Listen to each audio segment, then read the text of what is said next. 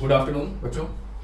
तो होमवर्क वाला सीरीज में आज डे 3 ग्रेविटेशन 3 स्टार्ट करते हैं, सॉल्व करते हैं। बड़े अच्छे अच्छे क्वेश्चंस हैं, इनकी प्रैक्टिस करिए रोज के रोज, इनको देखिए। The height above the surface of Earth at which the gravitational field intensity is reduced to 1%, reduced to यानी कि अर्थ की सरफेस पर जो g की वैल्यू है उसका 1% हो जाती है किस हाइट पर, ठीक है ना।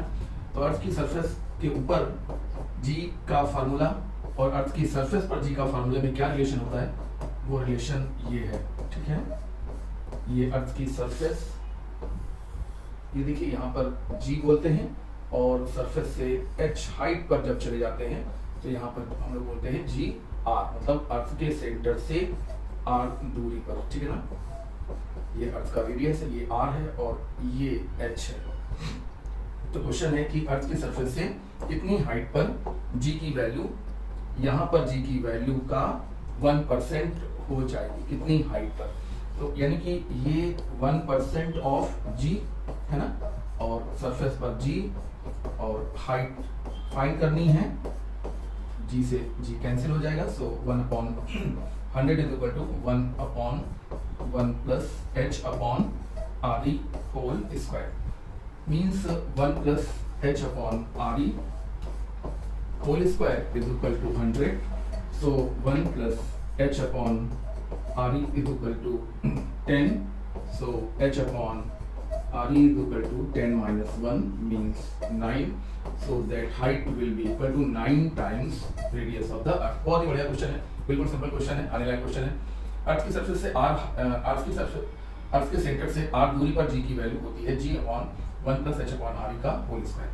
यहाँ पर g की वैल्यू चाहते हैं कितना, 1% ऑफ सरफेस g, तो सरफेस g का 1% हो गया, g से g कैंसिल हो गया, this is equal to this, so this is equal to this, so 1 plus h upon r e whole square is equal to 100, 1 plus h upon r e is equal to root ले लेंगे तो 10 आ जाएगा, उधर ले जाएंगे 9 हो जाएगा, h upon r e is equal to 9, so h is equal to 9 r e। आइए अगला क्वेश्चन सॉल्व करें।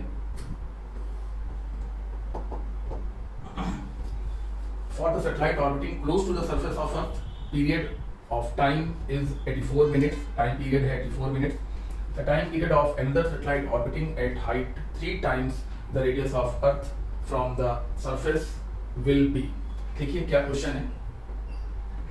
क्वेश्चन है कि एक सैटेलाइट अर्थ की सरफेस के वेरी क्लोज ऑर्बिटिंग कर रही है, यहाँ पर बिल्कुल ये देखिए पहली सैटेलाइट जो बहुत ही क्लोज ऑर्बिट में ऑर्बिटिंग कर रही है, ये देखिए, और दूसरी सैटेलाइट है ये देखिए जो अर्थ की सरफेस से 3 r e हाइट पर ऑर्बिटिंग कर रही है। एक वेरी क्लोज ऑर्बिटिंग कर रही है और एक सैटेलाइट ये है जो 3 टाइम्स r e हाइट पर ऑर्बिटिंग कर रही है। तो इन दोनों के टाइम पीरियड में क्या रिलेशन होना चाहिए। अच्छा, हम लोग अच्छी तरह जानते हैं कि t square proportional to r cube है, ये कैल्कुलस का लॉ ऑफ पीरियड, जिसे हम लोग थर्ड लॉ भी कहते हैं। तो इस हिसाब से देखा जाए तो t2/t1 whole square is equal to r2/r1 whole cube. So r2 center से डिस्टेंस होती है यानी कि 4re and r1 is equal to re whole cube. हाँ, R2 कितना, सेंटर से R होता है, सेंटर से RE और 3R, तो टोटल कितना हो गया, सेंटर से डिस्टेंस ली जाती है तो कितना हो गया बताइए, 4RE, और इसके लिए वेरी क्लोज है इसलिए RE। So this become 4 whole to the power cube power 3, so we can say that t2/t1 whole square is equal to 64, so t2/t1 is equal to 8, hence t2 is equal to 8 times t1, और t1 कितना दिया हुआ है देखिए, t1 दिया हुआ है 84 minutes, ठीक है ना। इसी फॉर्म में आंसर भी दिया हुआ है, बी ऑप्शन सही होगा। बहुत ही अच्छा क्वेश्चन है। देखिए जो थर्ड लॉ है कैपिटल का, t square proportion to r cube, बस आप लोग जानते हैं कि नहीं जानते हैं, ठीक है ना। जहाँ पर जो r है वो सेक्टर से दूरी है, सैटेलाइट की सेंटर से दूरी है।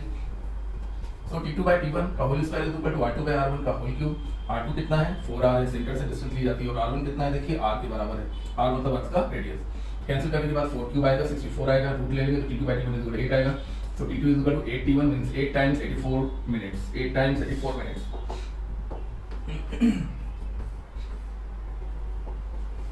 The angular speed of rotation of each of Earth about its axis at which the weight of man standing on the equator become half of its weight at the pole.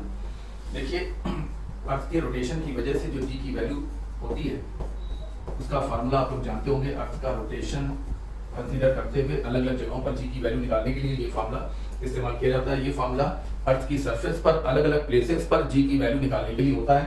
जहाँ पर theta क्या होता है, theta is latitude angle, ये अर्थ का equator है ना, और यहाँ पर जी की वैल्यू को हम लोग कहते हैं जी डैश, और ये एंगल हम लोग लेते हैं थीटा, और थीटा के अलग अलग मानों पर जी की वैल्यू अलग अलग होती है।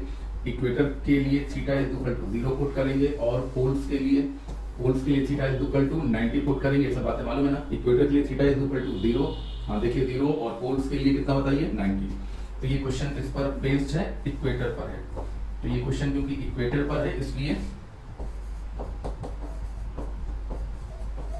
Are omega square cos square 0 है ना, 1 हो गया। इसकी value g/2 is equal to g minus R omega square, ये 1 हो गया। R omega square is equal to g minus g/2, g minus g/2 means g/2। So the omega square is equal to, यहाँ देखिए angular velocity का square is equal to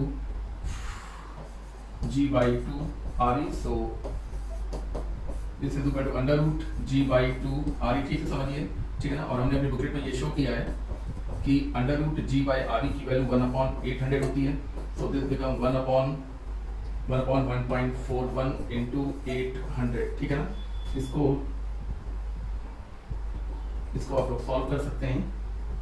फिर इसको solve करने पर आपका जो रिजल्ट आएगा that will be 8.75 into 10 to the power -4। ये लिखा हुआ 8.75 into 10 to the power -4 radian पर सेकंड। ये आंसर भी याद रखना चाहिए आपको, हाँ ये आंसर याद रखना चाहिए। इक्वेटर पर अगर अर्थ की angular velocity 8.75 into 10 to the power -4 radian पर सेकंड हो जाए तो इक्वेटर पर रहने वाले लोगों को अपना भार पोल की तुलना में हाफ अपीयर होगा। एक्चुअली जो वेट होता है ना वो mg होता है, ठीक है ना। वेट mg होता है, यानी कि वेट g के डायरेक्टली प्रोपोर्शनल होता है। तो वेट तभी हाफ फील होगा जब g हाफ होगा, और g को हाफ करने के लिए हमें अर्थ की एंगुलर वेलोसिटी को बढ़ाना पड़ेगा, और अर्थ की एंगुलर वेलोसिटी बढ़ते बढ़ते जब इतनी हो जाएगी तब इक्वेटर पर रहने वाले सभी लोगों को अपना वेट अपने रियल वेट से हाफ फील होगा, ठीक है ना। क्वेश्चन इंपॉर्टेंट है।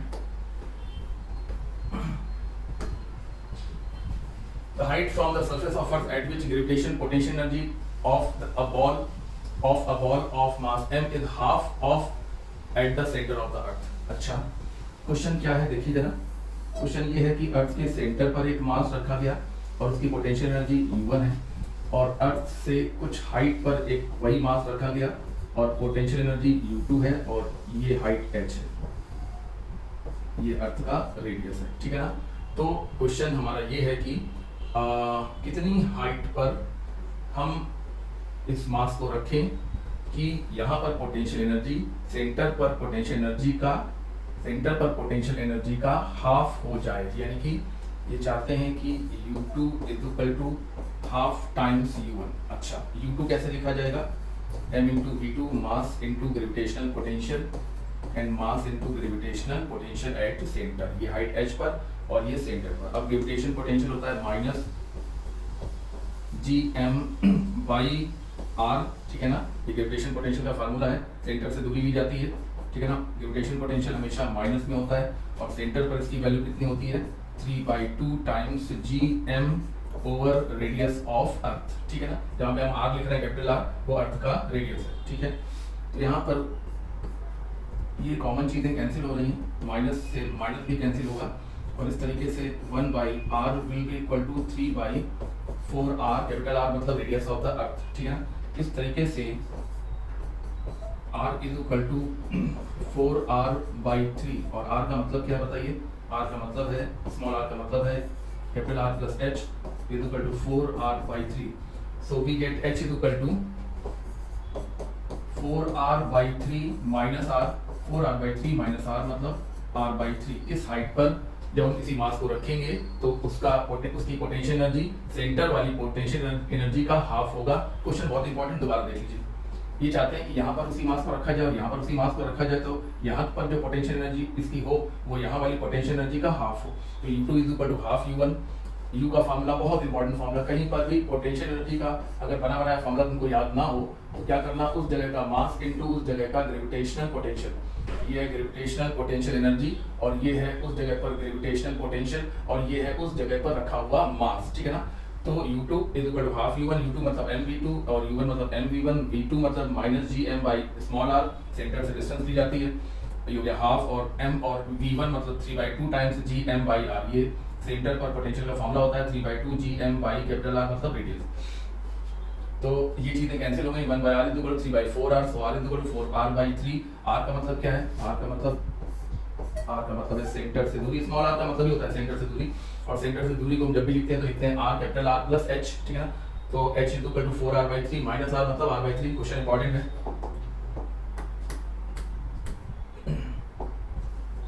A body of mass m is lifted up from the surface of Earth to the height 3 times the radius of the Earth, the changing potential energy of the body। देखिए जब कोई body earth के ऊपर ले जाई जाती है तो उसकी पोटेंशियल एनर्जी इंक्रीज करती है, और कितना इंक्रीज करती है इसका फॉर्मूला सभी लोगों को पता है, mgh/1 प्लस h/r, ठीक है ना।